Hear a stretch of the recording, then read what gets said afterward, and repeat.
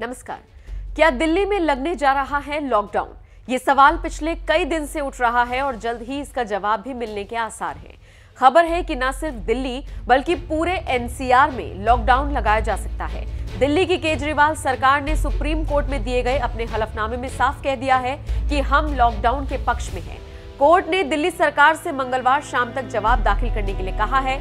Supreme court ने केंद्र सरकार को भी लताड़ लगाई है और कहा है कि आप आपात बैठक बुलाइए और दिल्ली, पंजाब और हरियाणा सरकारों को एक साथ बैठाकर प्रदूषण की समस्या का हल निकालिए।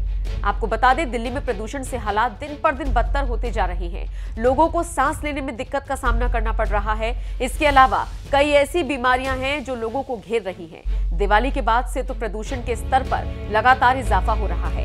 इसी को लेकर सुप्रीम कोर्ट में सुनवाई हुई तो केजरीवाल सरकार और केंद्र सरकार दोनों को लताड़ा गया। इसके जवाब में सॉलिसिटर जनरल ने दलील पेश की और कहा कि पराली जलाने के कारण भी प्रदूषण हो रहा है। फिर कोर्ट ने साफ कह दिया कि इस मुद्दे पर राजनीति करने के बजाय सरकार को कोई विकल्प निकालना होगा।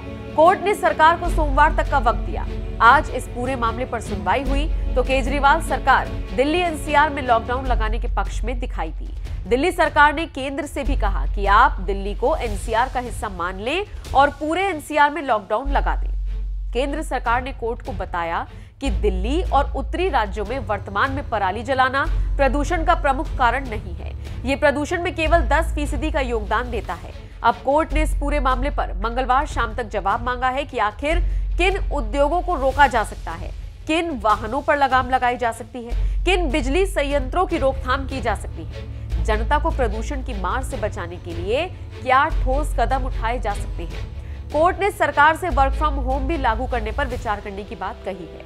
खैर, इन सब के बीच राहत की खबर यह भी है कि दिल्ली में रविवार को एयर क्वालिटी में कुछ सुधार आया है। जैसे शनिवार को AQI 437 था, जबकि रविवार को ये 330 रहा। सूत्रों की माने तो 16-17 नवंबर से हवा की गुणवत्ता बिगड़ सकती है।